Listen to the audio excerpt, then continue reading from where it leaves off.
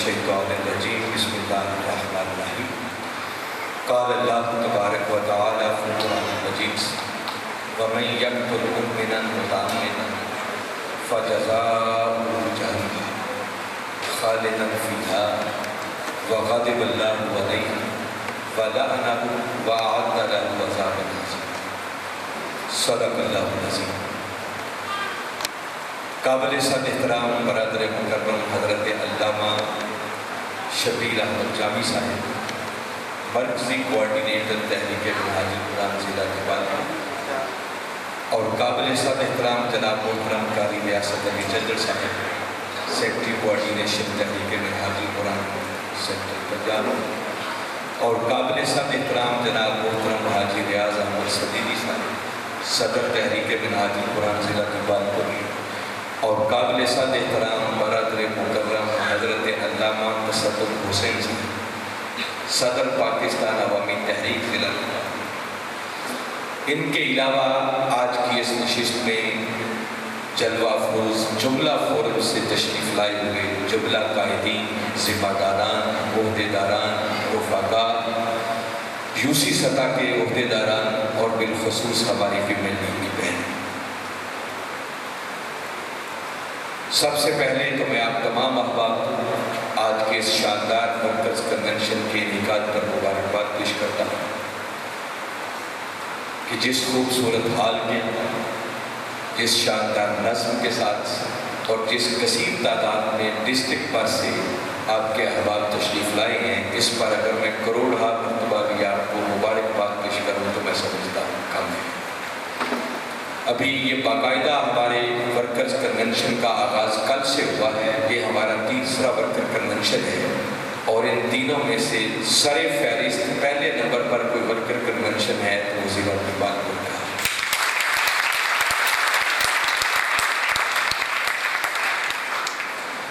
میری دعا ہے کہ باری تعالیٰ آپ کی اس ایفرٹ کو، کاوش کو اپنی بارگاہ میں قبول فرمائے۔ میں دیکھ رہا ہوں کہ آپ کے چاروں پی پی حلقہ جات حویلی لکھا سے بھی لوگ آئے ہوئے ہیں، نیپال پر بھی تو ہیں ہی، گجرات سے موجود ہیں، یہاں پر وسیم پور سے کثیر تعداد میں لوگ آئے ہوئے ہیں،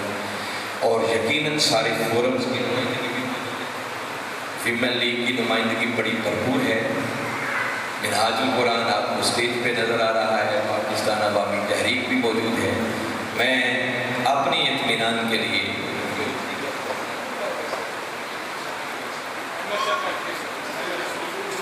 منہاج القرآن یوتھ لیگ کے کوئی لوگ موجود ہیں یہاں آئے ہوئے ہیں ماشاءاللہ، اور مصطفی اسٹوڈنٹس موومنٹ اور علماء کونسل، چلے نمائندگی سب کی موجود ہے الحمدللہ۔ اور اس سارے پروگرام کو یقیناً آپ کی ڈسٹرکٹ پارٹی اور پھر جو میزبان آپ کا پی پی حلقہ دیپال پور کی پوری تھی، اور پھر بالخصوص محترم علامہ غلام شاہ جو ہمارے مرکزی کوارڈینیٹر ہیں اور جن کی وساطت سے میں سمجھتا ہوں کہ ضلع دیپال پور میں ایک جان پڑتا ہے، اور آج کے پروگرام کو بھی مینٹین کرنے میں ان کا ایک بہت بڑا رول ہے، بہت بڑا کردار ہے۔ اللہ نے ان کو بہت ساری صلاحیتوں سے نوازا ہے، اور یہ ان کی بہت بڑی قربانی ہے کہ وہ آپ گھنٹوں بیٹھ کر مجھے سنیں گے، حالانکہ وہ خود بہت بڑے علامہ ہیں اور ان کے سامنے گفتگو کرنا کوئی اتنا آسان تھا۔ مجھے ان کی صلاحیتوں کا بڑا پوری طرح ادراک ہے، تو اللہ تعالیٰ ان کو اور برکتیں عطا فرمائے۔ اور یہ آپ کو معلوم ہونا چاہیے، شاید بہت سارے لوگوں کو معلوم نہ ہو، یہاں کی ایک اضافی ذمہ داری ہے، اور ان کی بنیادی ذمہ داری لاہور کے اندر ہمارے ضلع نمبر 4 کے یہ باقاعدہ فل فلیج صدر ہے، وہاں بھی اپنی شاندار خدمات کے لیے میں اب مزید تمہید میں گئے بغیر چاہتا ہوں کہ آج جو ہمارا سبجیکٹ ہے، موضوع ہے، اس کی طرف آؤں۔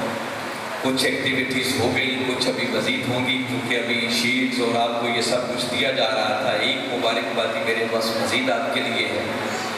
الحمدللہ ثم الحمدللہ۔ اس پر ہم جتنا بھی اللہ کا شکر ادا کریں میں سمجھتا ہوں کم ہے، کہ اس مرتبہ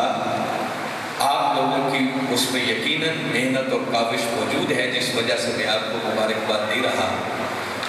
کہ سینٹرل پنجاب وہ جو فروری کے اندر بالخصوص ہماری ایک ممبرشپ کی کمپین چلتی ہے اور ہم نئے لوگوں کو اس مشن میں شامل کرتے ہیں، اس مرتبہ الحمدللہ پورے پاکستان میں سینٹرل پنجاب نے پہلی پوزیشن حاصل کی۔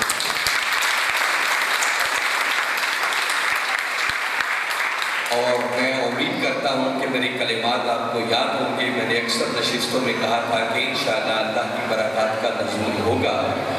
اور اس مرتبہ سینٹرل پنجاب آپ لوگوں کے تعاون سے بہت آگے نکلے گا۔ اللہ اور اس کے رسول صلی اللہ علیہ وسلم کا کرم ہوا، قبلہ حضور کی توجہات ہوئی، ہماری تنظیمات، قائدین اور کارکنان کی شب و روز کی محنت، کہ جس کے نتیجے میں نہ صرف سینٹرل پنجاب پورے پاکستان میں فرسٹ آیا ہے، بلکہ قابل غور بات ہے جو میں کہہ رہا ہوں کہ سینٹرل پنجاب اور لاہور، یہ سینٹرل پنجاب اس کی کارکردگی 70% کتنی ہے، اور سینٹرل پنجاب کو نکال دیں تو باقی کل پاکستان، جس میں شمالی پنجاب، جنوبی پنجاب، کراچی، پھر اندرون سندھ، پھر بلوچستان، KPK،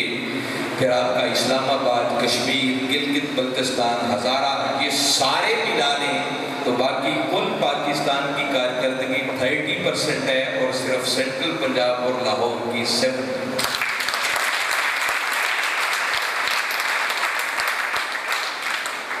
اور آپ سن کر حیران ہوں گے کہ پورے پاکستان میں جو ضلع فرسٹ آیا ہے وہ بھی سینٹرل پنجاب کا ضلع منڈی بہاؤدی، اور آپ کو سن کر اس پر اگلی خوشگوار حیرت ہوگی کہ ایک ڈسٹرکٹ منڈی بہاؤدی نے فروری کے مہینے میں 4 BP حلقہ جات پر مشتمل ڈسٹرکٹ ہے، انہوں نے ایک ماہ کے اندر 66 لاکھ کی ممبرشپ۔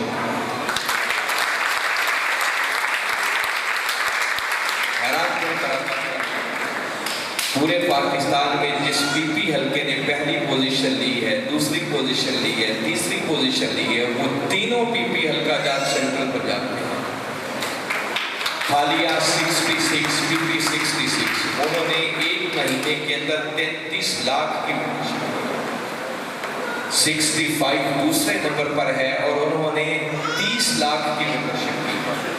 اور جھنگ کا ایک غریب سا علاقہ ہے، اکڑیا والا، آپ نے سنا ہوگا، جھنگ سرگودا روڈ پہ آتا ہے، 2 دریاؤں کے بیچ میں وہ لوگ رہتے ہیں، غریب سے لوگ ہیں، اور انہوں نے پورے پاکستان میں 14 لاکھ کی ممبرشپ کر کے پاکستان پر میں تیسری پوزیشن۔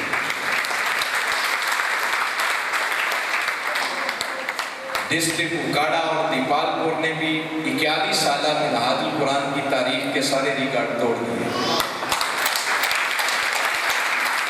اور میری معلومات کے مطابق میرا خیال ہے کہ 6 لاکھ کے راؤنڈ اباؤٹ صرف آپ کے ضلع دیپال پور نے کیا ہے، اور آج تک ہسٹری میں اپنے لیے بھرپور کلیپنگ کریں گے۔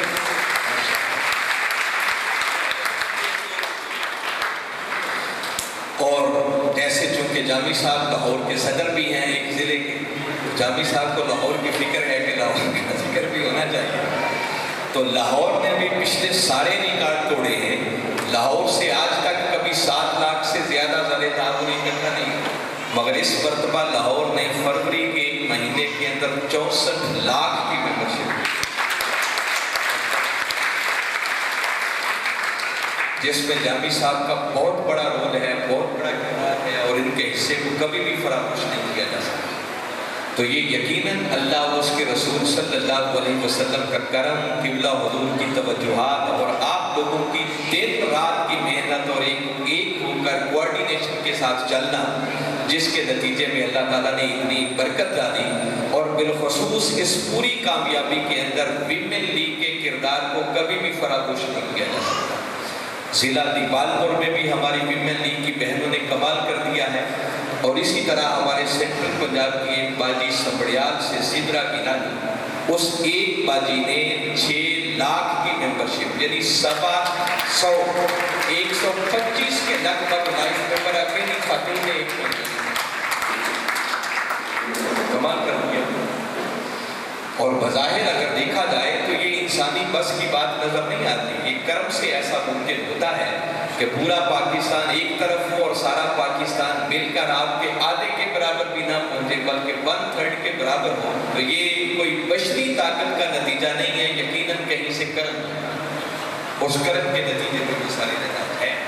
تاہم اس پر میں جتنی بھی آپ احباب کو مبارکباد پیش کروں میں سمجھتا ہوں کم ہے۔ انشاءاللہ اللہ نے چاہا تو ہم اپنی ان پوزیشنز کو برقرار رکھیں گے، اور نہ صرف برقرار رکھیں گے بلکہ اس سال اس سے بھی زیادہ محنت کرنے کی کوشش کریں گے۔ جیسے محترم غلام شبیر جامی صاحب نے بھی اپنی ابتدائی گفتگو میں آج کی نشست کے مقاصد بتائے، جی ہاں، اگلا جو مقابلہ ہمارا ہے، جو ایک نئی کام کے اندر مقابلہ ہونا بھی چاہیے، تو وہ مقابلہ مارچ سے شروع ہو چکا ہے۔ اب آئندہ سال پورے سال کی کارکردگی کو دیکھ کر پھر پوزیشنز کا اناؤنس کیا جائے، تو لہٰذا میری خواہش ہے، اور انشاءاللہ یہ وہ خواہش جلد پائے تکمیل کو میں پہنچتی ہوئی دیکھ رہا ہوں، کہ میرا دل ہے کہ وہ وقت بھی آئے کہ ضلع دیپال پر پورے پاکستان میں ٹاپ کرے، اور ضلع دیپال پور کا کوئی پی پی حلقہ بھی ہو جو پورے پاکستان میں پوزیشن ہے۔ کلیپنگ بتا رہی ہے کہ ارادہ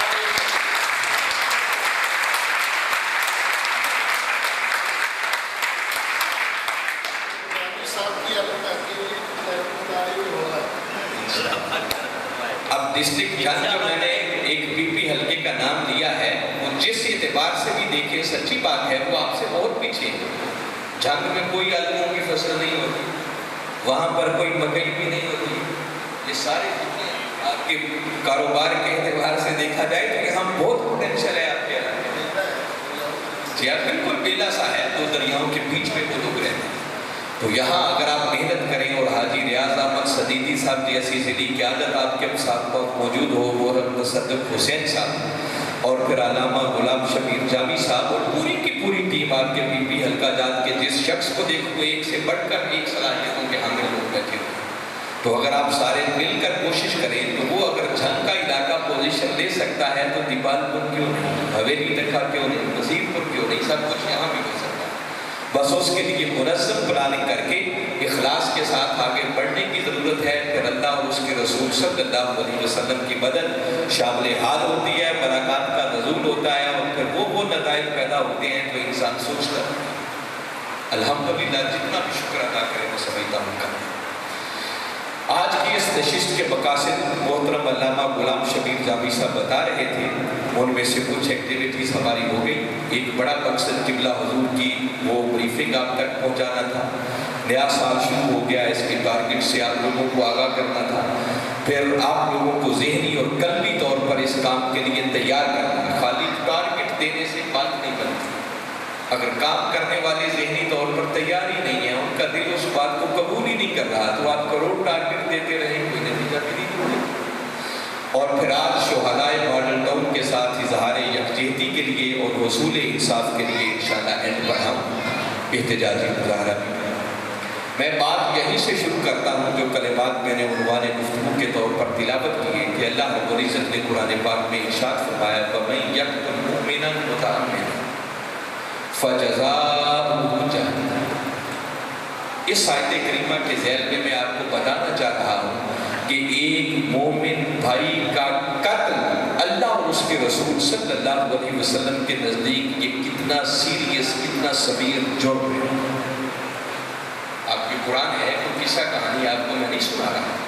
باری تعالیٰ قرآن پاک میں فرما رہے ہیں کہ جس نے کسی مومن کو ارادی طور پر بے گناہ مومن کو قتل کیا تو فرمایا فَجَزَاؤُهُ جَهَنَّمُ، اس بدبخت کی سزا سوائے جہنم کی اور کچھ نہیں۔ پھر اس کے بعد یہاں پر اینڈ نہیں کیا، آگے فرمایا خالداً فیہا، وہ صرف جہنم میں جائے گا ہی نہیں بلکہ ہمیشہ ہمیشہ تک جہنم کی آگ میں خلود فی النار۔ اور دین کا ایک ادنا طالب علم ہونے کے ناطے جو بات مجھے سمجھ میں آتی ہے، خلود فی النار یہ کافروں کے لیے، مومن بالآخر آقا کی شفاعت کے حقدار ٹھہریں گے اور ان کو جہنم سے نکال کر جنت میں داخل کریں گے۔ جس کا مطلب کہ جب بندہ کسی مومن بھائی کو قتل کرتا ہے تو وہ ایمان سے بھی فارغ ہے، تا وقت کہ وہ دوبارہ سچی توبہ کرے یا اس سزا کے پروسیس سے گزر جائے تو اللہ نے دنیا میں رکھی ہے، اس کا میں ذکر کروں گا۔ تو فرمایا اگر ایسا نہیں ہوگا، توبہ بھی نہیں ہوگی، وہ سزا بھی نہیں پائے گا، تو پھر اس وقت کی سزا جہنم ہوگی اور ہمیشہ ہمیشہ جہنم کی آگ میں رہے گا۔ اور یہاں پر بھی اینڈ نہیں کیا، آگے فرمایا وَغَضِبَ اللَّهُ عَلَيْهِ، پھر اللہ اس بدبخت پر اپنا غضب نازل کرے۔ پھر یہاں اکتفا نہیں کیا، آگے فرمایا وَلَعَنَهُ، اللہ اس پر لعنت فرمائے گا، اسے اپنی رحمت سے دور کر۔ اور پھر اسی آیت میں فرمایا وَأَعَدَّ لَهُ عَذَابًا عَظِیمًا،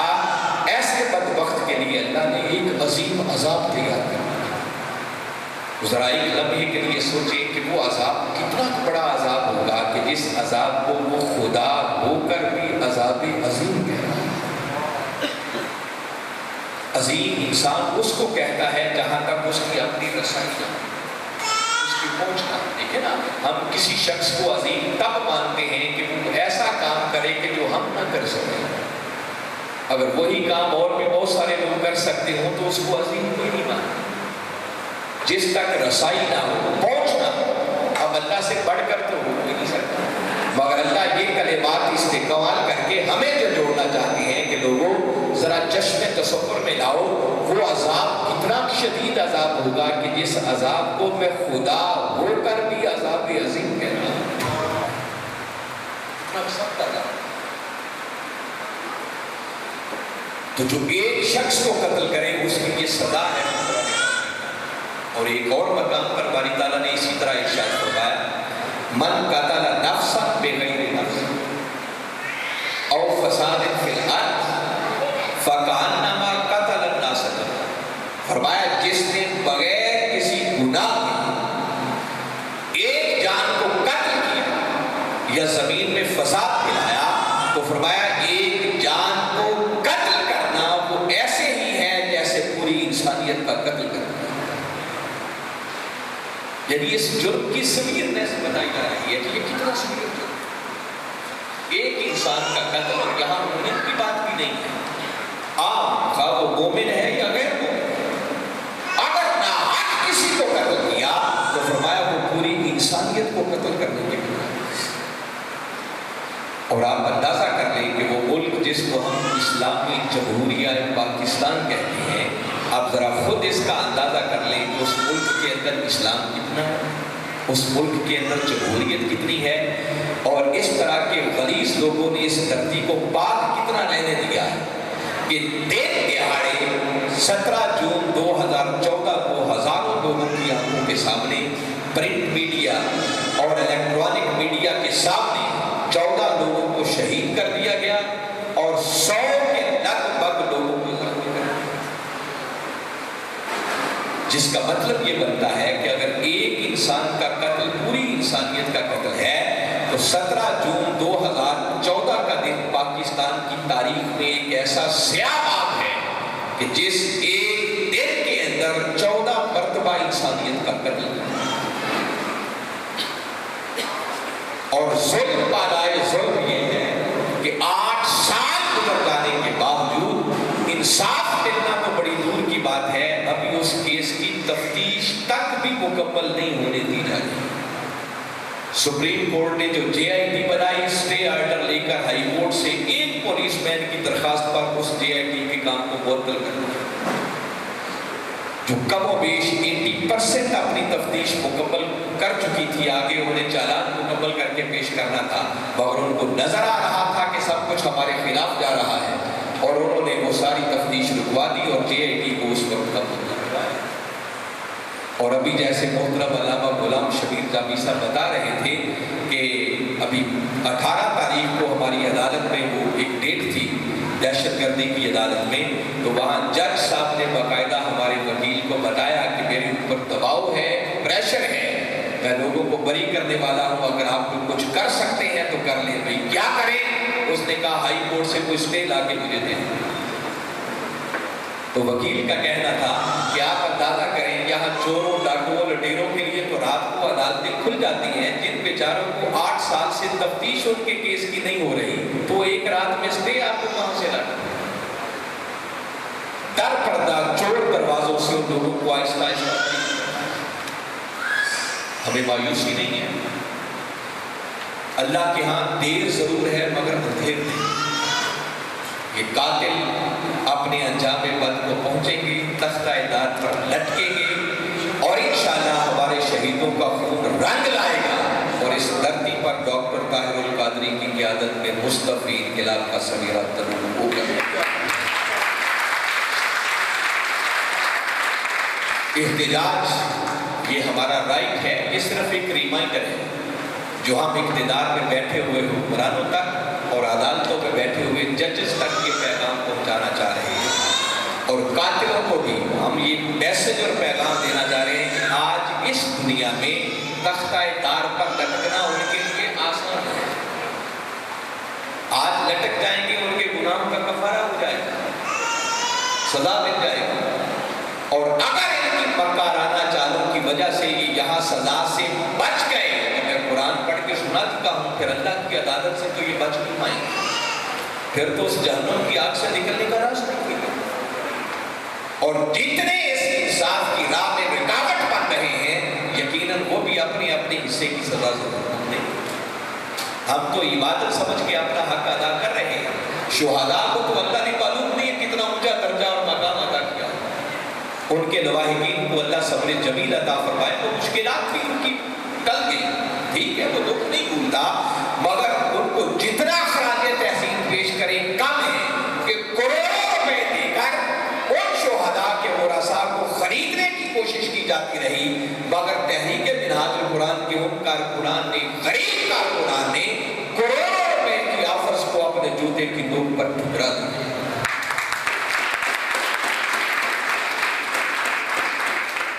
میں یہیں سے اپنی گفتگو کو آگے لنک کرنا چاہ رہا ہوں کہ یہ جو کچھ اس ملک کے اندر ہو رہا ہے،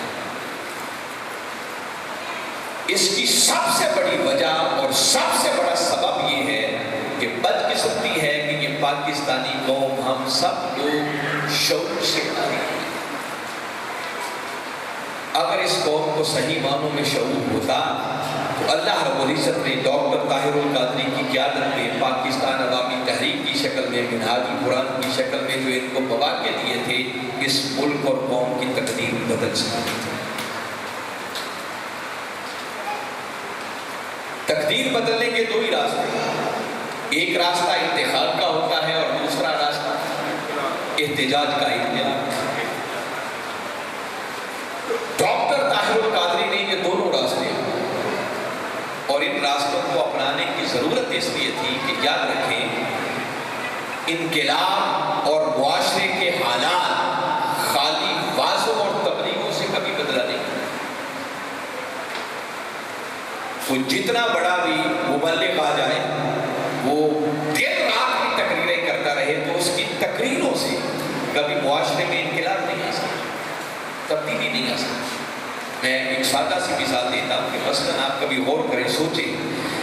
مولانا صاحب مسجد کے ممبر پر بیٹھ کر تقریر کریں کہ رشوت لینا حرام ہے، قرآن و حدیث کے دلائل کا انبار نہیں، مگر وہ پولیس مین جو لاہور شہر میں رہنے والا بیچارے کی 30-35 ہزار تنخواہ، کرائے کا مکان، بچوں کی فیسیں، اسکول، بجلی کا بل، کیا کیا کچھ اس نے پے کرنا ہے، اس بیچارے پر مولانا کی تقریر کیا اثر ہے؟ جائز مسائل کے اندر رہتے ہوئے جس بندے کی بنیادی ضروریات بھی پوری نہیں ہوتی، جس ملک کے اندر کسی کا جائز کام بھی بغیر رشوت کے نہیں ہوتا، اس بیچارے پر مولانا کی تقریر کیا اثر ہے؟ اس کے لیے ضروری ہے کہ پہلے لوگوں کی بنیادی ضروریات ان کی دہلیز پر پوری ہو.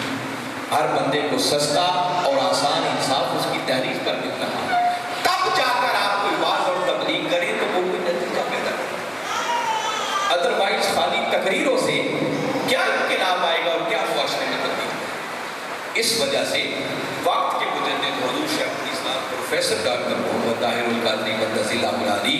جہاں انہوں نے قرآن کا، دین کا پیغام پہنچانے کی کوئی کمی نہیں چھوڑی، انہوں نے پہنچایا ہے، پہنچا رہے ہیں، مرتے دم تک یہ پیغام پہنچتا رہے گا. اور جب تک منہاج القرآن باقی ہے، انشاءاللہ دین کا یہ پیغام اچھے سے اچھے طریقے سے پہنچانے کی کوشش کی جاتی رہے گی. مگر ان کا کہنا یہ تھا کہ خالی تقریروں سے حالات نہیں بدلتے، حالات تب بدلیں گے جب اس ملک میں اقتدار اچھے لوگوں کے ہاتھوں میں آئے. اور اور اللہ ہر خطے میں اتنے وسائل ضرور نازل فرماتا ہے جو وہاں کی رہنے والی مخلوق کے لیے کافی ہوتی ہے۔ ظلم اس وقت ہوتا ہے جب ان وسائل کی تقسیم منصفانہ نہیں، اور آج آپ دیکھ رہے ہیں کہ غریب بیچارہ دن بدن غریب سے غریب تر ہوتا چلا جا رہا ہے، اور امیر امیر سے امیر تر ہوتا چلا جا رہا ہے۔ تو جب تک اچھے لوگ اقتدار میں نہیں آئیں گے، ان کے ہاتھ میں یہ پورا نظام نہیں ہوگا، وسائل کی منصفانہ تقسیم نہیں ہوگی، ہر کسی کو اس کے جائز حقوق اس کی دہلیز پر نہیں ملے گی، تب تک کبھی بھی اس معاشرے کے اندر خالی تقریروں سے انقلاب اور تبدیلی نہیں ہوگی۔ اس مقصد کے لیے ایک جمہوری طریقہ انتخاب کا تھا، جس کے لیے پھر 1989 25 مئی کو پاکستان عوامی تحریک کی بنیاد رکھی گئی، اور قبلہ حضور نے اس وقت فرمایا تھا کہ ہم اس سیاست کو پیشہ نہیں بنائیں گے، یہ منزل تک پہنچنے کا ایک جمہوری راستہ ہے، منزل ملی تو فبیہا، ورنہ 2 مرتبہ الیکشن میں حصہ لیں گے، اگر منزل مل گئی تو فبیہا، ادروائز انقلاب کی منزل تک پہنچنے کے لیے اللہ ہمارے لیے اور بھی راستے کھول دیں۔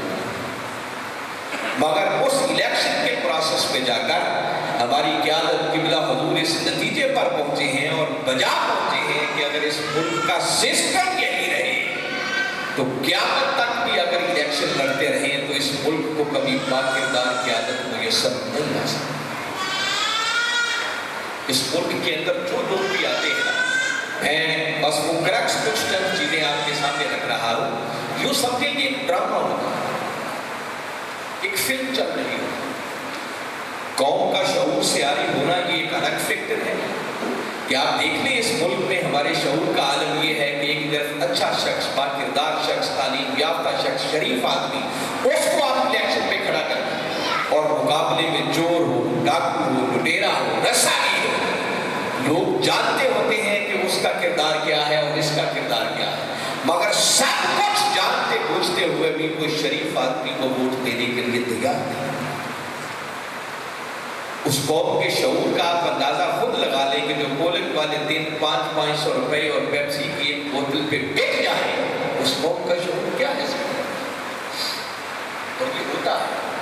موٹر سائیکل دے کر خریدے جاتے ہیں، 2-2 ہزار میں ووٹ خریدے جا رہے ہیں۔ میں کہتا ہوں کہ پولنگ والے دن پیپسی کی بوتل پہ یہ قوم لکھ جاتی ہے، ایسا ہے۔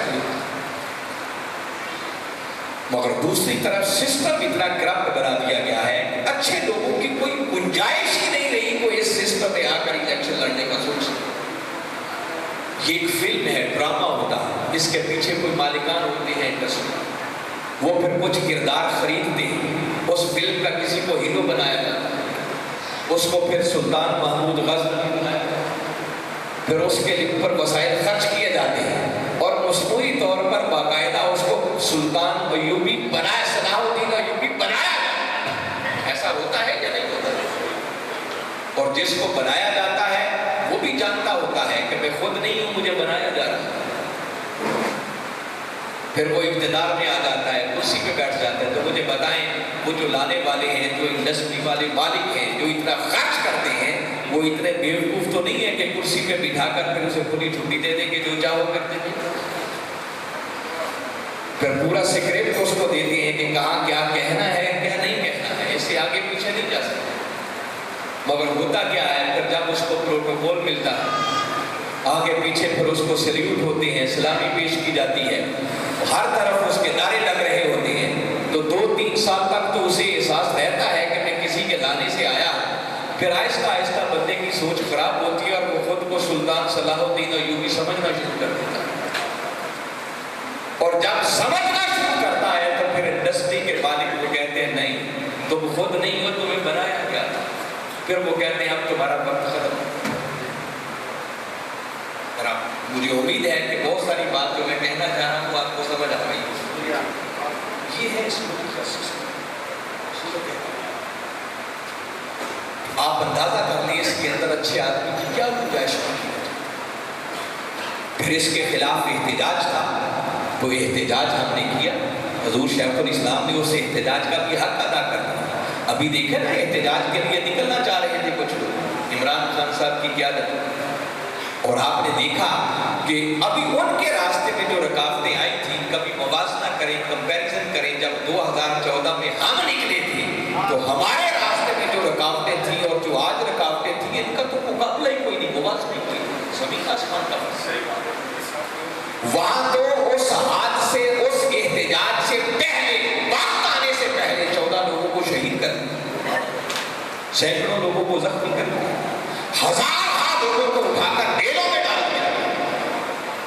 گھر گھر پولیس کی دہشت گردی ہو رہی تھی۔ نکلنے کا وقت آیا تو راستے بلاک کر دیے، ہر جگہ پر شیلنگ ہو رہی ہے۔ حضور شیخ الاسلام کی فلائٹ کو اسلام آباد میں پڑ گئی۔ یہ سارے حالات آپ کے سامنے ہیں، اور اس کے باوجود بھی ہمارے کارکنان جو اسلام آباد پہنچے، یہ وہ کارکن تھے جنہوں نے اپنی جانیں ہتھیلی پر رکھی، اور 72 یا 75 دن تک حضور شیخ الاسلام اسلام آباد کی سڑکوں پر بیٹھ کر قوم کو آواز دیتے رہے کہ آؤ، وقت ہے احتجاج کے لیے نکلیں۔ اور قوم نکلنے کے لیے تیار، ایسا نہیں کہ قائد محترم کا پیغام کسی تک نہیں پہنچا۔ آپ کی ہر روز کی گفتگو، ہر چینل لائیو دکھا رہا ہوں، 75 دن تک کہ آپ کے خدمات پہنچے۔ قوم گھر میں بیٹھ کر، یقیناً ان کے دل، ہو سکتا ہے بہت سارے لوگ ہوں جن کے دل ہمارے ساتھ دھڑکتے ہیں، اندر سے وہ سمجھتے تھے کہ ڈاکٹر طاہر القادری جو کہہ رہا ہے ٹھیک کہہ رہا ہے، جو کر رہا ہے درست کر رہا ہے، مگر اتنی ہمت اور جرأت کسی میں نہیں تھی کہ ساتھ نکل کر وہ بھی احتجاج میں شریک ہو سکے، اپنے علاقوں کے اندر یہ احتجاج کر سکتے۔ اور جس حد تک ہم آگے چلے گئے تھے، جب تحریک تنظیمیں اس حد تک چلی جاتی ہیں تو پھر نہ قیادتیں بچتی ہیں، نہ تحریکیں بچتی ہیں، نہ کارکن باقی بچا ہے۔ یہ تو کوئی اس تحریک پر، قیادت پر اللہ اور اس کے رسول صلی اللہ علیہ وسلم کا خاص کرم تھا کہ اس حد تک جا کر بھی آج ہم پھر زندہ بیٹھے ہیں اور دوبارہ منظم طریقے سے الحمدللہ اپنی تحریک کو لے کر آگے بڑھے۔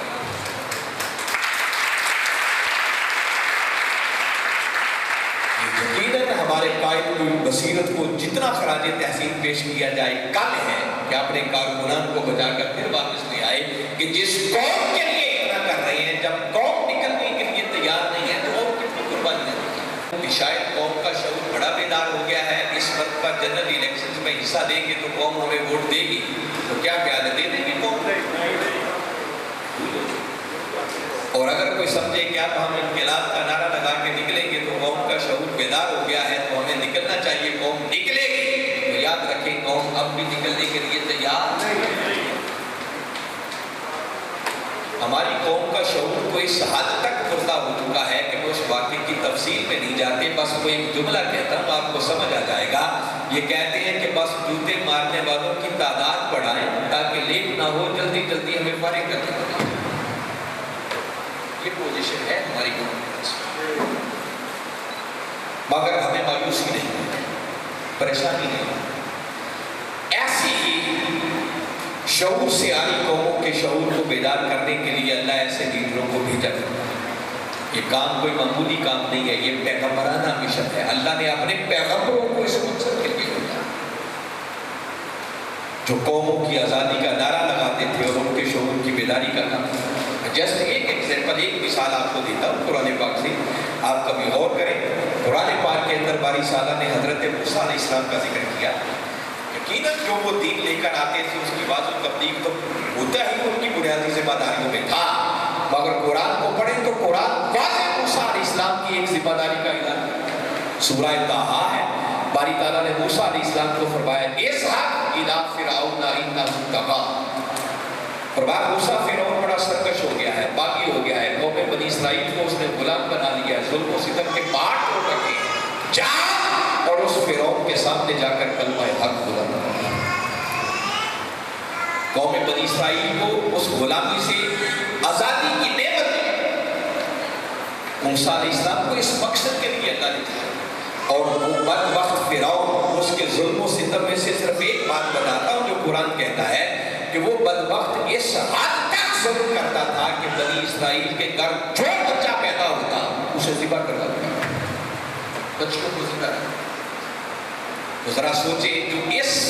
بدبختی سے بھی باز نہیں آتا تھا تو اس سے ہٹ کر وہ اور اس قوم کے ساتھ کیا کیا کرتا ہے۔ مگر اس سارے ظلم و ستم کے باوجود قوم اس کے سامنے نعرہ حق بلند کرنے کے لیے تیار، اس حد تک شعور ہوتا تھا۔ اور باری تعالیٰ نے اپنے پیغمبر حضرت موسیٰ علیہ السلام کو یہ ذمہ داری دی۔ وہ پیغمبر معاذ اللہ کوئی ہماری طرح کے لوگ نہیں تھے، وہ اللہ کی طرف سے ایک گائیڈڈ اور پھر خالی واضح تبلیغ سے کام نہیں لیتے تھے، وہ جب ضرورت پڑتی تو سفید دن کی روشنی میں معجزات دکھاتے ہیں۔ اور موسیٰ علیہ السلام نے کتنی محنت کی ہوگی، کتنی قتلوں کی ہوگی اس قوم کے شعور کو بیدار کرنے کے لیے کہ اس فرعون کے سامنے کلمہ حق بلند کریں، کھڑے ہو جائیں، مگر قوم پر چون تک نہیں ریلتی تھی اور قوم اٹھنے کے لیے تیار نہیں، اس حد تک شعور ہوتا۔ اور اس پیغمبر کی محنت صرف اتنا رنگ لا سکی کہ بات اندازہ کریں نا کتنی محنت کی ہوگی۔ پیغمبر ہے، اللہ کے حکم کی نافرمانی تو نہیں کر سکتے، ہماری طرح کوئی سستی اور غفلت تو نہیں کی ہوگی۔ ان کی محنت صرف اتنا رنگ لا سکی کہ صرف وہ قوم کو اس حد تک تیار کر سکے کہ اچھا اگر فرعون کے سامنے تم کلمہ حق کہہ نہیں سکتے، اس سے ٹکر نہیں لے سکتے، تو چلو ہجرت کر کے اس کے ملک سے نکل ہی چلو، اس ظلم سے تو جان چھوڑو۔ بالآخر قوم یہاں تک نکلی، اور جب قوم کو لے کر نکلے دن چڑھا، فرعون کو پتہ چلا کہ قوم تو ہجرت کر گئی، اس نے فوجیں پیچھے لگا دی۔ اب آگے مرحلہ ایسا آ گیا کہ آگے دریا تھا، پیچھے فرعون کا لشکر آتا ہوا نظر آ رہا تھا، اور قوم بنی اسرائیل کے لوگ پھر موسیٰ علیہ السلام پر برس پڑے کہ موسیٰ پروا دیا، اب نہ آگے گئے رہے نہ پیچھے گئے رہے، وہاں روٹی تو ملتی تھی نہ مسئلہ۔ جب شعور پردہ ہو جائے تو صورتحال یہ ہو۔ اللہ نے ان لمحات میں اپنے پیغمبر کے ہاتھ پر معجزہ دکھایا۔ موسیٰ علیہ السلام نے دریا پر عصا مارا، دریا نے خشکی کا راستہ دے دیا، پوری قوم پار گزر گئی۔ فرعون اپنے لشکر سمیت جب دریا میں اترا تو باری تعالیٰ نے فرعون کو لشکر سمیت اس دریا میں غرق کر دیا۔ قوم بنی اسرائیل نے یہ منظر اپنی آنکھوں سے، اب جب یہ سارا منظر دیکھ لیا تو باری تعالیٰ نے اپنے پیغمبر پر ایک وحی بھیجی اور فرمایا کہ موسیٰ اب اپنی قوم کو بتا دو کہ دشمن غرق ہو گیا، برے دن ختم ہو گئے، اب انہیں بتاؤ کہ بزدل نہ بنے، آگے ایک بستی آ رہی ہے اور انہیں فرماؤ کہ اس بستی پر حملہ کر دیں، اور میری طرف سے جا کر خوشخبری سنا دو کہ میں نے فتح بھی ان کے مقدر میں لکھ دی۔ یہ کون پیغمبر ان کو خوشخبری سنا رہا ہے جس کا معجزہ بھی دیکھا تھا، دریا پر عصا مارا تو دریا نے خشکی کا راستہ دیا۔ موسیٰ علیہ السلام نے جیسے یہ خوشخبری قوم کو سنائی تو قوم صاف کہنے لگی، موسیٰ تم اور تمہارا رب جا کر لڑو، ہم یہاں بیٹھے، فتح مل جائے تو آ کر ہمیں بھی بتا۔ جب قوموں کے شعور پردہ ہو جائیں تو صورتحال آتی، وہ فتح اور کامیابی جو ان کے دروازوں پر دستک دے رہی تھی، جب قوم بزدل بن گئی اور قوم نے اپنا کردار ادا نہ کیا تو اللہ تعالیٰ نے کامیابی کی وہ منزل 40 سال تک اس قوم سے دور کر دی۔ کیا تم پیغمبر کی ہے، عام شخص کی نہیں ہے، اور منزل وہیں صحراؤں کے ذریعے کر، مگر ایسے حالات سے بھی پریشانی نہیں، ایسی ہی قوموں کے تو شعور کو زندہ کرنا یہ انقلابی لوگوں کا کام ہے۔ لہذا میں اپنے قائد کو پھر خراج تحسین پیش کرتا ہوں کہ انہوں نے صحیح قوم کی نبض پر ہاتھ رکھا اور انہوں نے کہا کہ یہ جو کچھ اس ملک میں ہو رہا ہے، چونکہ یہ قوم شعور سے آ رہی ہے، ہم اپنا فریضہ ادا کریں گے، اور انشاءاللہ آئندہ 5 سالوں کے اندر ہم 25,000 مراکز علم اس قوم کو عطا کریں گے، جن کے ذریعے اس قوم کے شعور کو بیدار کریں گے، بجائے اس کے کہ ہم ظلمت کا، تاریکی کا شکوہ کریں۔ اس سے 1000 درجے بہتر ہے کہ اپنے حصے کا چراغ جلاتے چلے جائیں، اپنا کردار ادا کرتے چلے جائیں، کیونکہ جب تک شعور نہیں آتا تب تک انقلاب نہیں۔ اور قربان جائیں تاجدار کائنات صلی اللہ علیہ وسلم کی نصیحت، آپ کی حکمت پر ہم غور کریں نا، یہی شعور بیدار کرنے کے لیے آج تو پھر بھی علم ہے تھوڑا بہت جتنا بھی ہے، ہم اپنے ڈرائنگ روم میں شروع کر لیں گے۔ ہر کارکن اپنے گھر سے آگا، آپ کی بیٹھک میں، آپ کے ڈرائنگ روم میں کوئی ایسی جگہ جہاں 10 12 15 افراد بیٹھ سکے،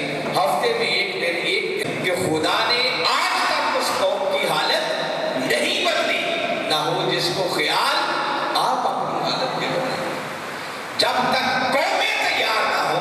اللہ کسی قیادت کی وجہ سے خالی قوموں کے حالات نہیں بدلتا، اور وہ قوم کو تیار کرنے کی جو ذمہ داری ہے اس صدی کے اندر اللہ نے وہ منہاج القرآن اور منہاج القرآن کے کارکنان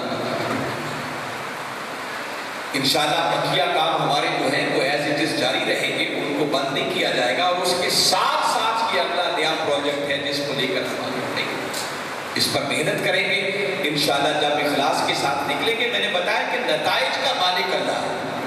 ہمارا کام ہے اپنی بساط کے مطابق تغو کرنا، ایفرٹ کرنا، کوشش کرنا،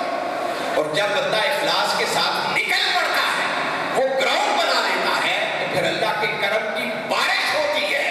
آپ ایک قدم اٹھاتے ہیں، اللہ 100 قدموں کی برکت ڈال دیتا ہے۔ میں سادہ سی ایک بات آپ کو بتاتا ہوں، وہ حضور شیخ الاسلام نے بڑی ایمان افروز مثال دی۔ آپ کبھی صلح حدیبیہ پر غور کریں گا، صلح حدیبیہ 6 ہجری میں ہوئی، اور 6 ہجری میں معاہدہ مکہ کے کافروں سے یہ ہو رہا تھا کہ آئندہ 10 سال تک آپس میں جنگ ہی نہیں کی جائے، ایسے ہی تھا، 10 سال تک کے لیے معاہدہ ہو رہا ہے، نو وار پیکٹ، کوئی آپس میں جنگ نہیں ہوگی۔ تو مجھے بتائیں جب جنگ ہی نہیں ہوگی تو مکہ فتح ہونے کی کوئی چانسز بچتے ہیں؟ 10 سال تک تو کم از کم مکہ کے فتح ہونے کا کوئی چانس باقی، اور حالات آگے کیا تھے کہ 6 ہجری میں معاہدہ ہوا، اور کمری والے آقا صلی اللہ علیہ وسلم کا مثال مبارک کب ہوا؟ 10 ہجری، وہ تو 4 سال بعد آپ پردہ فرما گئے، تو کیا میرے آقا دیکھ نہیں رہے تھے کہ میں نے تو 4 سال بعد مثال فرما ڈالا؟ یہ آپ کے نظروں میں ہوگا نا اس وقت؟ بھئی اللہ کے ولیوں کو معلوم ہوتا ہے تو پیغمبر اور پھر امام الانبیاء کو کیسے معلوم نہیں ہوتا؟ نگاہ نبوت دیکھ رہی تھی، مگر جو زمینی حقائق ہوتے ہیں ان حقائق کو سامنے رکھ کر پلاننگ کی جاتی ہے، کام کیا جاتا ہے۔ بظاہر ایسا ہی تھا، اور ان سے معاہدہ کر کے واپس آ گئے، صحابہ کرام کو افرادی قوت کی تیاری پہ لگا دیا کہ مدینہ کے ارد گرد کے قبیلوں میں جاؤ، ان کو دعوت دو، اپنے ساتھ ملاؤ تاکہ افرادی قوت بڑھے،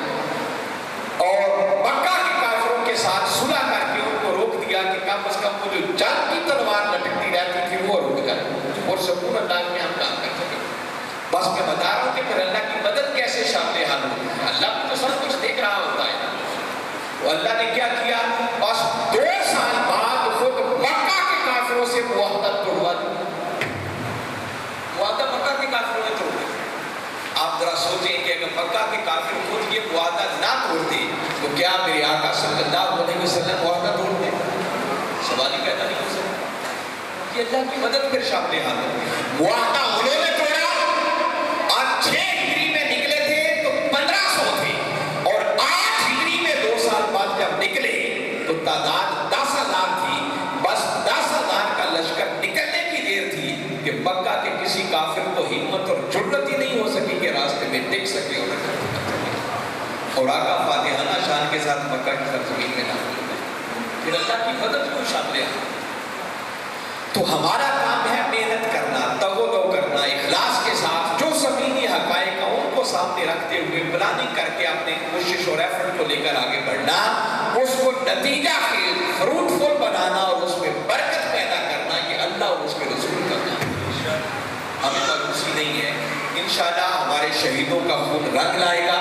کارکنان کی محنت رنگ لائے گی، اور وہ وقت آئے گا جب اس دھرتی پر مصطفی انقلاب کا سویرا طلوع ہو کر جائے گا۔ تو لہٰذا نتائج کا مالک ہم نے نہیں بننا، بس ہمارے قائد نے جو ہمیں بصیرت عطا کی ہے بس اس کو سمجھ کر اس کے مطابق عمل کرنا۔ ممکن ہے کہ قبلہ حضور نے یہ پلاننگ دی ہے، ایک نیا آگے ہمیں کام دیا ہے کہ بھئی 25,000 مراکز علم قائم کریں۔ تحریک کے اندر بھی تو بڑے بڑے فلسفی ہوتے ہیں، بڑے بڑے اسکالرز ہوتے ہیں، بڑے بڑے ترغیب کرنے والے بیٹھے ہوتے ہیں، لوگ یہ نئے کام کے لگا دیا، اب انقلاب کا خیال زیادہ رہا، اب انقلاب کیسے آئے؟ تو میں آپ لوگوں کو صرف ایک ہی بات کہنا چاہ رہا ہوں، قرآن کی روشنی میں کہنا چاہ رہا ہوں۔ کبھی سورہ حجرات اس کی 7ویں آیت،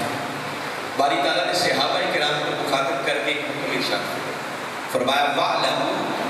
أَنَّ فِيكُمْ رَسُولَ اللَّهِ۔ یہ صحابہ کرام سے خطاب ہے جو باری تعالیٰ فرمایا کیا میرے محبوب کے غلاموں جان لو،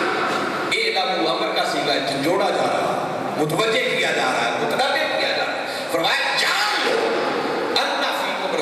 اللہ کہ بے شک تمہارے اندر اللہ کا رسول ہوگا۔ میں آپ لوگوں سے ایک سوال پوچھنا چاہ رہا ہوں کہ یہ جو باری تعالیٰ نے صحابہ کرام کو فرمایا کہ جان لو کہ تمہارے اندر اللہ کا رسول موجود ہے، تو کیا صحابہ کرام کو معلوم نہیں تھا کہ اللہ کا رسول ہمارے اندر موجود ہے؟ کیا خیال ہے، معلوم تھا یا نہیں؟ وہ رسول مانکاری تو کلمہ پڑھ کے مومن ہوئے تھے، مسلمان مومن رسول سمجھ کر تو ان کی صحبت میں بیٹھے ہوئے تھے اور قربانیوں کی تاریخ رقم کر رہے تھے۔ تو باری تعالیٰ کو یہ کہنے کی ضرورت کیوں پیش ہے کہ جان لو بے شک تمہارے اندر اللہ کا رسول ہو؟ میں اس واقعے کی تفصیل میں نہیں جاتا، مگر سمجھانے کے لیے کچھ بتانا ضروری ہے۔ ہوا تو کسی قبیلے کے کچھ اکابرین آئے، میرے آقا صلی اللہ علیہ وسلم کی بارگاہ اقدس میں حاضر ہوئے، اسلام قبول کر لیا اور وعدہ کیا کہ آقا ہم پلٹ کے واپس اپنے قبیلے میں جائیں گے، لوگوں کو اسلام کی دعوت دیں گے، آپ فلاں وقت مقررہ پر اپنے کسی نمائندے کو بھیجیں تاکہ اسلام کے لیے، اس دین کے لیے جو ہم ڈونیشنز، کوئی فنڈز، کوئی زکوٰۃ کلیکٹ کریں تو وہ آپ کا نمائندہ لے کے بھیجیں۔ میرے آقا نے وقت مقررہ پر اپنے ایک نمائندے کو بھیجا، صحابی کو بھیجا، جس کو بھیجا اس کے ذمے اس قبیلے کا ایک قتل تھا زمانہ جاہلیت۔ جب وہ میرے آقا کا بھیجا ہوا نمائندہ اس بستی کے قریب پہنچا، اس بستی والوں کو پتا چلا کہ آقا کا بھیجا ہوا نمائندہ آ رہا ہے، تو انہوں نے اپنی بستی سے باہر نکل کر اکٹھے ہو کے اس کا ویلکم اور استقبال کرنا چاہا۔ یہ صحابی جن کو نمائندہ بنا کے بھیجا تھا غلط فہمی کا شکار ہوا، اور ان کو غلط فہمی یہ ہوئی کہ یہ اکٹھے ہو کے جتھا بنا کے آ رہے ہیں تو کہیں اپنے قتل کا بدلہ تو نہیں لینا چاہتے، یہ آگے جانے کے بجائے کہیں سے پلٹ کے واپس آقا کی بارگاہ اقدس میں حاضر ہوئے۔ صحابہ کرام بیٹھے تھے، آگے عرض کی آقا انہوں نے فنڈز، ڈونیشن، زکوٰۃ کو کیا دینی تھی، وہ تو میری جان کے در پہ تھے، آگے جاتا تو شاید مجھے جان سے فارغ کر دیں۔ بس اتنا سننا تھا کہ بیٹھے ہوئے صحابہ کرام جذبات میں آ گئے اور عرض کی آقا ان کی یہ جرات کیسے ہوئی کہ آپ کے بیٹے ہوئے نمائندے کے ساتھ یہ سلوک کیا؟ آپ اجازت دیں ہم ان پر حملہ کریں گے، ان کو سبق سکھائیں گے۔ اب نگاہ نبوت تو دیکھ رہی تھی کہ حقیقت میں ایسا نہیں ہوا، ہمارا ایمان ہے کہ آقا کی نظروں سے کچھ پوشیدہ، اس پہ بڑے بہت سارے پہلو ہیں ڈسکس کرنے کو، ہمارے لیے وہ سبق ہے، مگر ان کی طرف جانا نہیں ہے، صرف اگلی آیت سے ریلیٹ کرنا چاہ رہا ہوں۔ میرے آقا صلی اللہ علیہ وسلم نے فوری طور پر ان صحابہ کرام کے جذبات کو سر فرمایا ٹھیک ہے لشکر تیار کرو۔ لشکر تیار کر دیا، ان کو روانہ کیا، اور روانہ کرنے سے پہلے ایک نصیحت فرمائی، فرمایا تمہیں بھیج رہا ہوں مگر حملہ کرنے کی اجازت نہیں دے رہا، کیونکہ میرے آقا کے پردہ کر جانے کے بعد انہی صحابہ کرام نے آگے پر ذمہ داریاں سنبھال لی، تو آج آقا ان کو ایک پریکٹیکل سے گزار کر کچھ سکھانا چاہتے ہیں۔ ان کے جذبات کو بھی سخت نہیں کیا، تیار کر دیا، فرمایا جاؤ، فرمایا جب جاؤ تو لشکر کو پیچھے روکنا، چند لوگ ذمہ دار چلے جائیں، جا کر پہلے حالات کا انالیسس کریں، جائزہ کریں کہ کیا ایسا ہوگا، اگر ایسا ہو تو تمہیں حملہ کرنے کی اجازت ہے، اور اگر ایسا نہ ہو تو خبردار کسی کو کوئی تکلیف پہنچانے کی اجازت نہیں۔ ان کو بھیج بھی دیا اور ان کو اور بڑے نقصان سے بھی بچا دیا، اور بھیجا اس لیے تاکہ جب جا کر انہیں پتہ چلے گا کہ حالات ایسے نہیں ہیں تو آئندہ کے لیے ان کو سمجھ آ جائے گی کہ اگر ہر موقع پر آنکھیں بند کر کے جذبات سے ہم فیصلے کرتے رہے تو اتنا بڑا نقصان کر بیٹھیں گے جس کی کبھی تلافی بھی ممکن نہیں۔ اب اس موقع پر باری تعالیٰ نے یہ دو آیتیں نازل کی۔ سورہ حجرات کی آیت نمبر 6 میں پہلے تو ایک پیغام بھیجا، فرمایا یا ایھا الذین آمنوا، اے ایمان والو، ان جاءکم فاسق بنبأ فتبینوا، اے ایمان والو جب کوئی فاسق کوئی اہم خبر لے کر تمہارے پاس آئے تو عمل کرنے سے پہلے اس کی اچھی طرح تحقیق کر لیا، جذباتی فیصلے نہ کیا۔ ان تصیبوا قوما بجہالۃ فتصبحوا علی ما فعلتم نادمین، کہیں نہ جانتے ہوئے لا علم میں تم کوئی ایسا قدم نہ اٹھا بیٹھو کہ ایسا نقصان ہو جائے جس کی تلافی بھی ممکن نہ ہو اور تمہیں ندامت سے سر کو جھکانا پڑتا ہے۔ یہ اصلاح کا پہلو بھی دیا، اور اب ساتھ اگلی آیت میں صحابہ کرام کو مخاطب کر کے فرمایا وَعْلَمُوا، اے جذبات میں آ جانے والوں میرے مصطفیٰ کے غلاموں، جان دو اَنَّ فِیکُم رسول اللہ، کہ تمہارے اندر کوئی عام انسان نہیں بلکہ اللہ کا رسول ہو۔ فرمایا کہ تم جذبات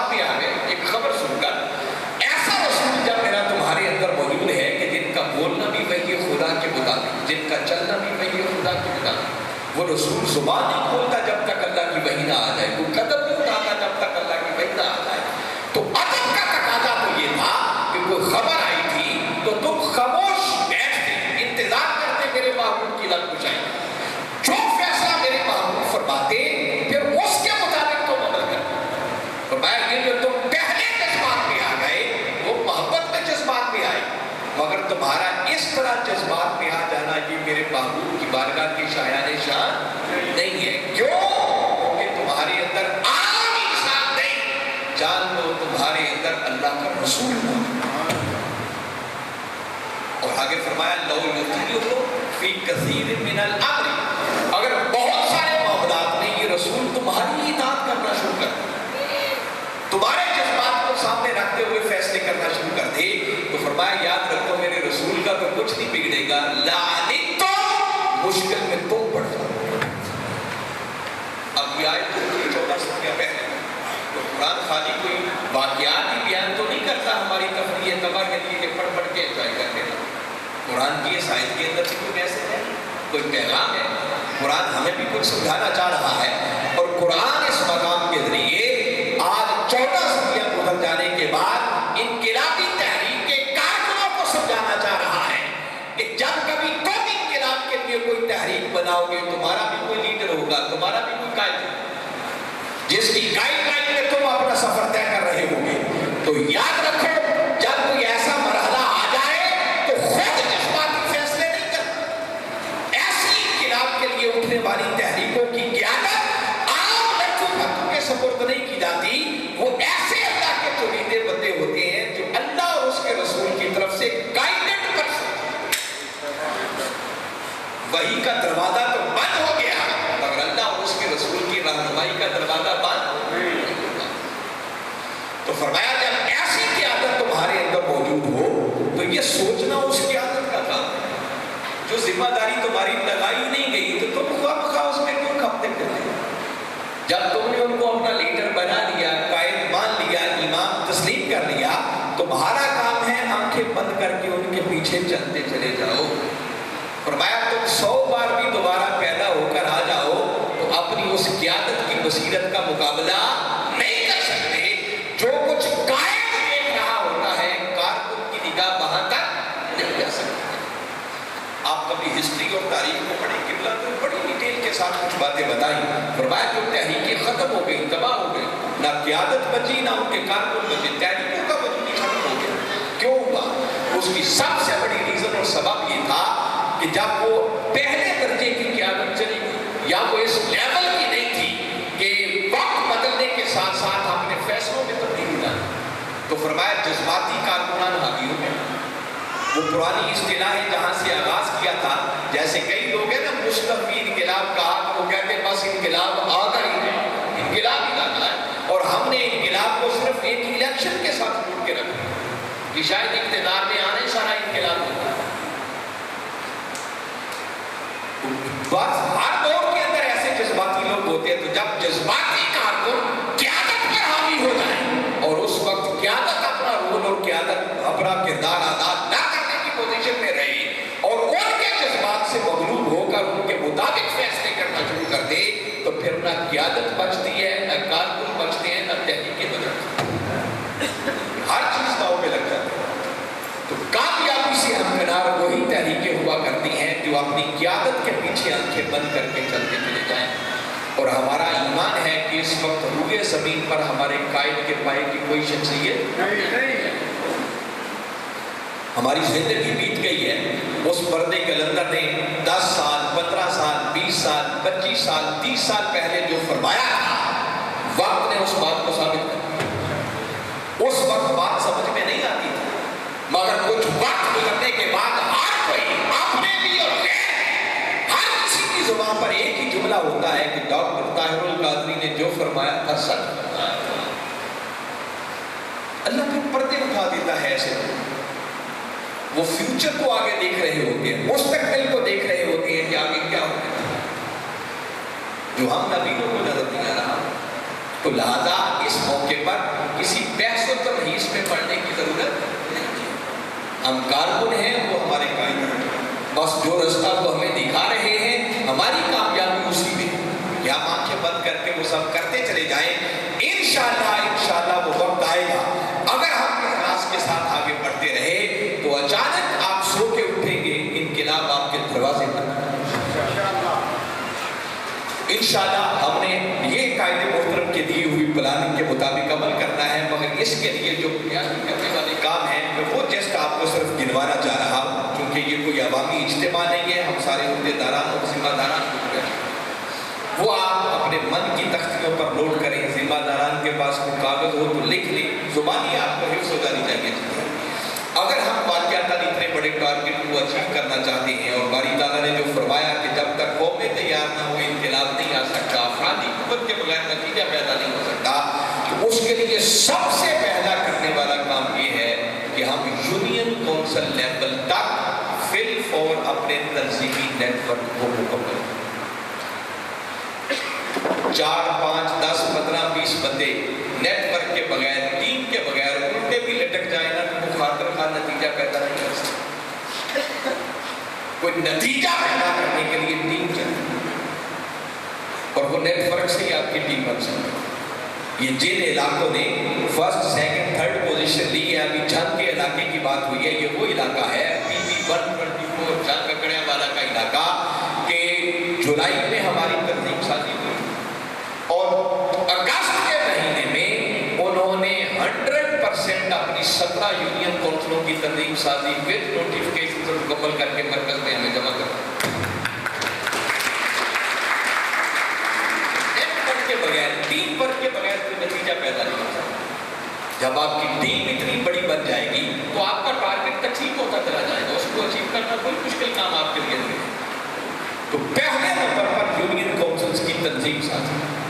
और दीपानपुर की कितनी तंजीमें बनी है मेरे साथ? अभी 64 में से सिर्फ 35 यूनियन काउंसिल्स की तंजीमें बन सकी हैं जिनके नोटिफिकेशन हमारे पास हुए। कुर्बान साहब अगर खड़े हो तो क्लैपिंग होनी चाहिए। कुर्बान साहब ने वसीमपुर के इलाके में अपनी 100%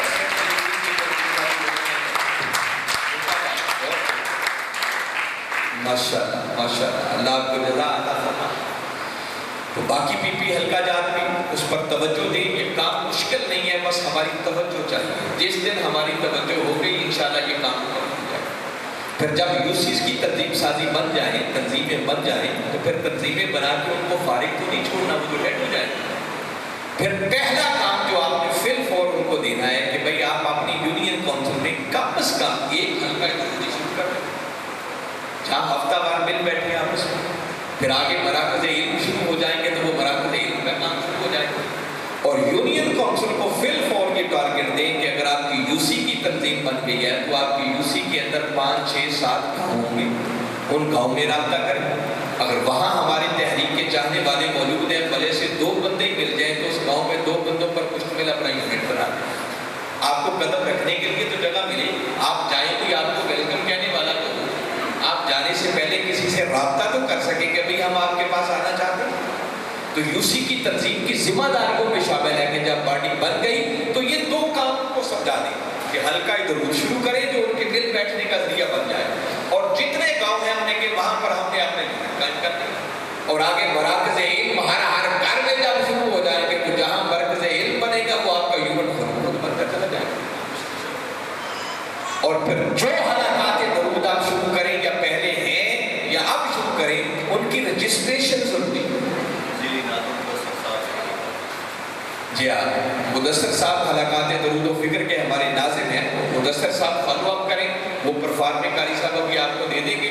4-5 उसमें बाद में 4-5 उसमें सिर्फ आपने वो चीज़ें लिखनी होती हैं। हमारे मोहतरम महमूद हसन जाफरी साहब इसके इंचार्ज हैं, फिल फॉर अपने हल्के रजिस्टर्ड करवाएं। मरकज़ के खाते में आपका हल्का दरूद तब शुमार किया जाएगा जब आप रजिस्ट्रेशन के प्रोसेस से गुजर जाएंगे। तो ये यूसी के करने वाले काम है। उसके बाद आपका PP हल्का है, अल्हम्दुलिल्लाह मुझे अंदाज़ा है कि आपके दीपानपुर ज़िले के अंदर PP हल्का जात के अंदर महाना दरूद शुरू हो जाएगा। तो ये PP हल्के की एक्टिविटी है कि हर PP हल्के में कम से कम एक महाना दरसे इरफानुल कुरान या शाबेदारी, दोनों में से कोई एक काम होना चाहिए। भाई साहब कितने हल्कों में हो रहे हैं? سب بھی ہو رہے ہیں الحمدللہ. یہ بھی واحد دیپالپور ضلع ہے کہ جس کے ہر پی حلقے کے اندر ادھر سے اور حجرہ شاہ مدین میں بتا رہے ہیں ایک پی حلقے میں 3 جگہوں پر حجرہ شاہ مدین میں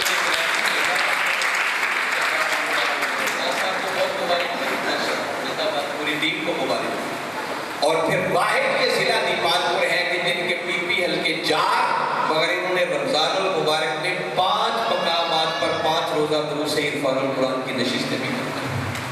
پورے پاکستان کے لیے تعداد میں کئی ضلع اس سے زیادہ تھے مگر 4 پی حلقوں میں 5 جگہوں پر کروانے والا ضلع دیپالپور. اور سب سے بڑھ کر پھر حویلی لکھا نے جو حسب سابق کی نئی تاریخ رقم کی وہ دیدنی تھے دروس قرآن ان کے دیکھنے والے. جس شاندار طریقے سے انہوں نے حال سجایا, لوگوں کو دعوت دی, ایڈورٹائز کی اور پھر ہزار لوگ شریک ہوتے رہے. اس پر ہم حاجی مسعود صاحب کو, محترم حاجی ریاض صاحب کو, ریاض نمبر صاحب کو, ان کی پوری ٹیم کو جتنی مبارکباد پیش کریں گے. زندہ باد. پھر اس کے بعد دیپالپور والوں نے بہت شاندار طریقے سے پہلی ایفرٹ تھی مگر الحمدللہ اچھے ہوئے. باقی 3 جگہوں پر قدرے اس طرح کے نہیں ہو سکے جیسے ہونے چاہیے تھے. ان کی بھی کسی کی پہلی کسی کی دوسری ایفرٹ تھی مگر میں امید کرتا ہوں کہ انشاءاللہ آئندہ سالوں میں بہت بہتر ہو جائے گا. تو یہ دروس قرآن تو ایک ایسی ایکٹیویٹی ہے کہ کوئی کافر ہی اس کا انکار کر سکتا ہے ورنہ کلمہ پڑھنے والا تو درس قرآن سے انکار نہیں کر سکتا. اللہ نے ایک ہی ہمیں کتاب عطا کی ہے اور اندازہ کر لیں کہ ہماری اس دین سے دوری کا عالم یہ ہے کہ ہمیں صحیح تلفظ کے ساتھ وہ قرآن پڑھنا بھی نہیں آتا اور اگر پڑھیں تو ہمیں اس کی سمجھ بھی نہیں. یہ درس قرآن انقلاب آ بھی جائے تو یہ کام رکنے والا نہیں ہے. انقلاب کے بعد تو زیادہ منظم طریقے سے دروس قرآن شروع ہے. اس قرآن کے پیغام کو قیامت تک لوگوں تک پہنچانا ہے. اس سے بڑا خیر کا دیکھیں نا, آپ یہ دروس قرآن کا کام نون لیگ نے تو نہیں کرنا, پیپلز پارٹی تو یہ کام نہیں کر سکتا. یہ سعادت اللہ نے منہاج القرآن کو عطا کی اور اگر منہاج القرآن بھی نہیں کرے گا تو کون کرے گا. اس پر توجہ دینی, اس کی بڑی برکات ہوگی. آپ کو اس کی ڈیٹیل میں نہیں جانتے. پھر اس کے بعد اہم ترین جو اگلا ہمارا پروجیکٹ ہے وہ فہم دین پروجیکٹ ہے. درس قرآن پر بھی دیکھیں کتنی محنت کرنا پڑتی ہے. ایڈورٹائز, تشہیر, لوگوں کو دعوت, پنڈال بنائے, پھر اس کا اخراجات, لوگوں کو لنگر کھلائے اور آنے والے اسکالر کو بھی کچھ نہ کچھ کرائے کی مد میں تو دینا ہی پڑتا ہے.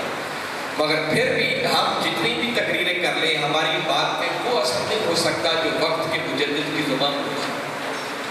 تو براہ راست اس قائد کی آواز کو ہر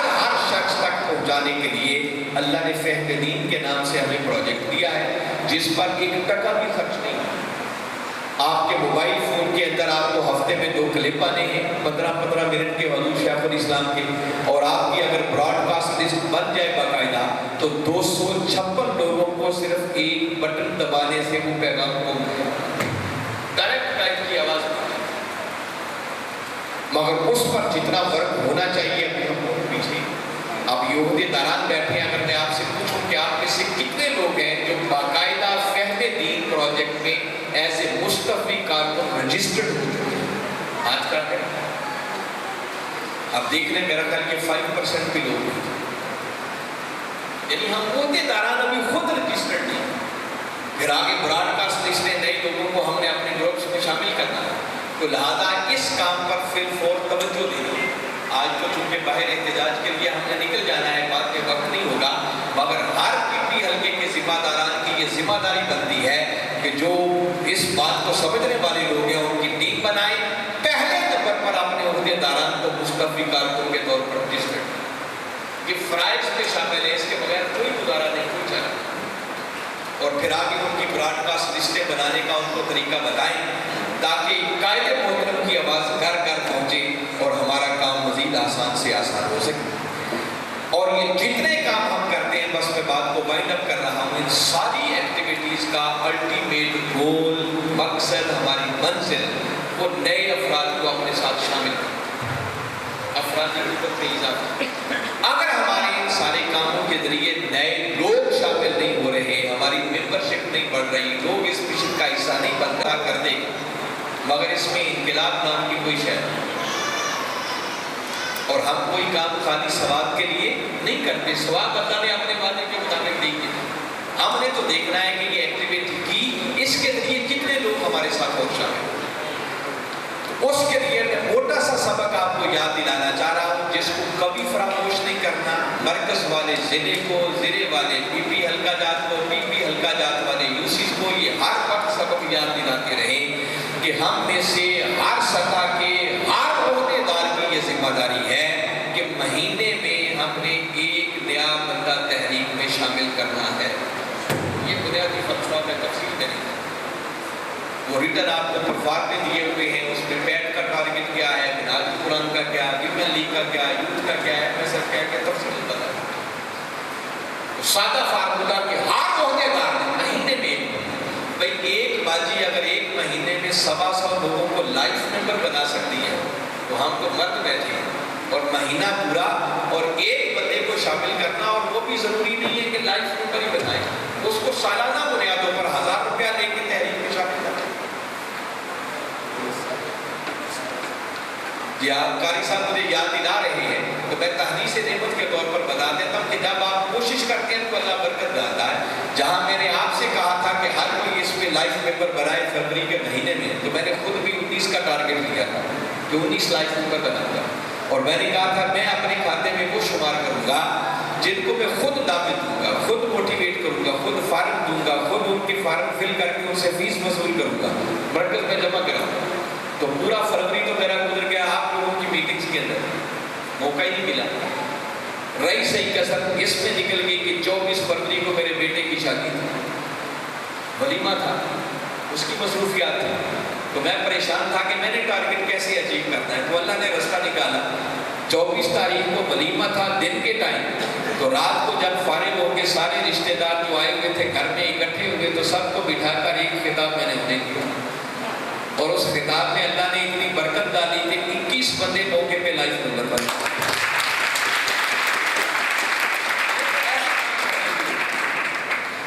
جب آپ زبان ہلائیں گے، قدم بڑھائیں گے تو اللہ اس میں یقیناً برکت ڈالے گا۔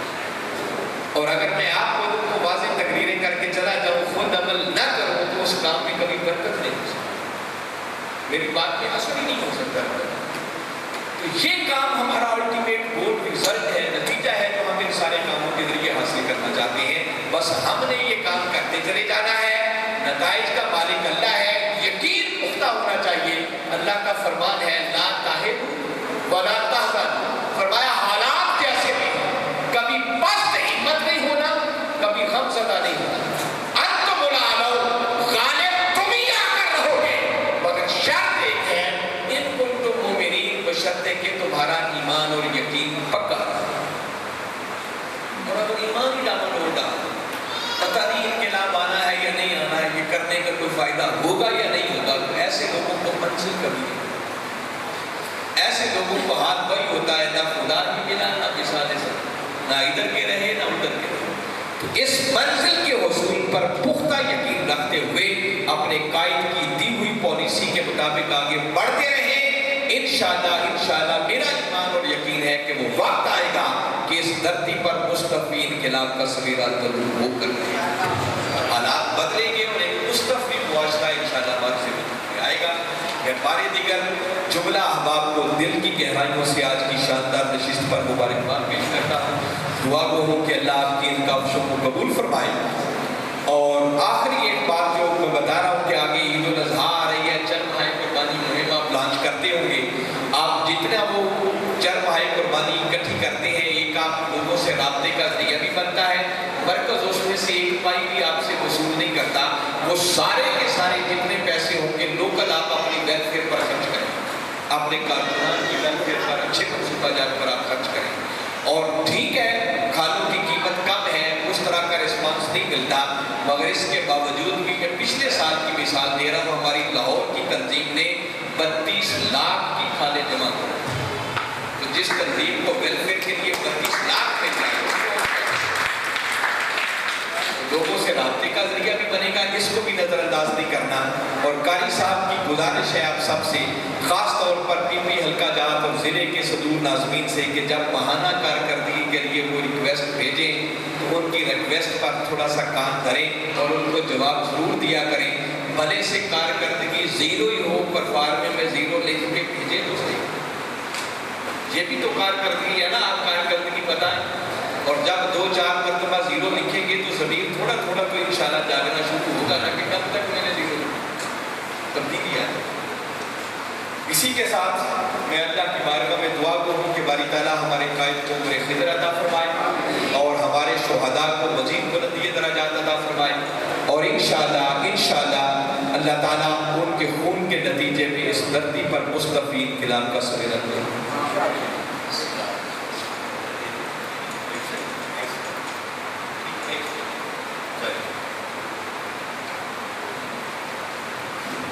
میں سر کی اجازت کے ساتھ صرف 2 جملے جو شورا کے محمد وعلى آلہ وصحبہ وبارک وسلم۔ اللہم ربنا آتنا فی الدنیا حسنہ وفی الآخرۃ حسنہ وقنا عذاب النار۔